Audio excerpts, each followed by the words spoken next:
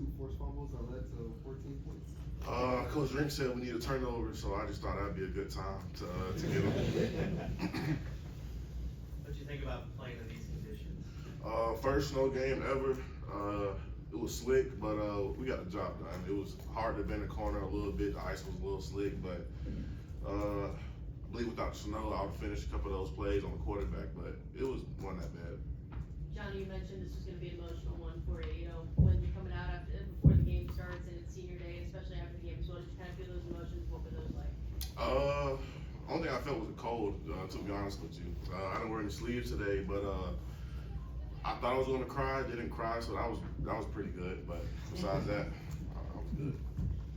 Johnny, did anybody say anything when the defense takes the field? I mean, that's kind of it's set up to be a storybook ending, right? With Brady scoring the touchdown, but you guys got to make it hold up. Anybody say anything? Just run to the fight. Defense never shies away from a challenge. Our motto is always run to the fight, no matter what happens. Johnny, back on the snow, just how do you think it kind of impacted the way this game played outside? Not sure. Arkansas, they kind of ran to the boundary a lot this game. I'm not sure if that was their plan, but it was a bad choice, obviously. But I don't think it really impacted the game. Maybe just a couple slips here and there, but I don't think it impacted the game for real. Johnny, on Tuesday you talked a lot about brotherhood and the brotherhood that exists in this program. What were the emotions of that and just your entire journey here going through your head as you got carried off with your rock? First of all, I love every one of my teammates. Fantastic job. Everyone helped us get this win throughout practice this week. But the emotions were going crazy. I didn't know what to do. I thought they were going to drop me when they carried me off. But this brotherhood is something special, and I hope other people can experience it as well. Whoever chooses to come here. Johnny, your team obviously still has a bowl game for which to prepare, but looking back through the last few weeks, through this year of yours altogether, what is something that you've been the most impressed about as far as yourself, your growth, especially in this year, the arc of your season? I felt like I was most impressed with my pass rush later in the season. I felt like I was seeing things in slow motion, coming off the ball. The game was slowing down to me later on in the season.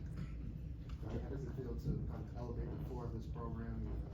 Drink's first 3 years is 500 seasons, and now you have back-to-back, at least 9-win seasons, possibly back-to-back 10-win seasons. So how does that feel to kind of help elevate this program? It feels amazing that I was a part of this. It's not only me. I give credit to the people before me for setting the standard, and just everyone who comes here and fights. The transfers, the freshmen, everyone who's, no matter if you're a first-year guy, fifth-year guy, sixth-year, or seventh, like Chuck Hicks. Everyone fought, and I'm just proud of everyone. Johnny, Theo was in here right before. He was talking about how much he loves being at the University of Missouri, even though he's been here only for a couple of years.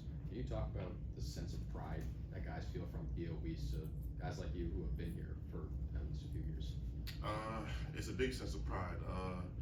Every day, we look at our goals in the team meeting room. Even there, Coach Early has to dominate your box, so even in the weight room. Everything we do here is meaningful, and we do it deliberately to get better. So it's a big pride in everyone who comes here to work. Johnny, you've been here 5 years. What are you going to miss most about Columbia? It's a great question. Basically won't be the football team, but the food here is actually pretty good. What's your favorite restaurant? That's hard to choose, but if I would have to pick, I'm not gonna do any advertising. Can't say it. Johnny, when you think about this defensive line group, especially going into next season, passing on that baton, if you will, what characteristics are going to help it continue to grow and be that much better? I believe they can be better than this year. Guys like Will Winery, Darius Smith coming back, Zion Young, Eddie Kelly, Ja'Kai Lane, even the incoming freshmen we're trying to get. I believe they can be a lot better. I'm always a phone call away if they need help, any information, any pointers, anything. I'm here for these guys. It's interesting that you bring up those guys as kind of like the new leaders of this team as you go. Last year, as he was leading the program for the NFL, Darius Robinson brought up guys like you and Christian Williams as the new leaders of this team. So how does it feel to fall into his footsteps? I believe everyone has their own journey. I'm trying to follow in his footsteps. We'll see what happens at the next level. But I'm just blessed to have opportunity to go to the next level. Johnny, four conference games here, 4 comeback wins. What does that say about the resilience of this football team? We're a tough team whenever I fight. I really feel like no matter what happens, we all believe in each other. We got each other's backs.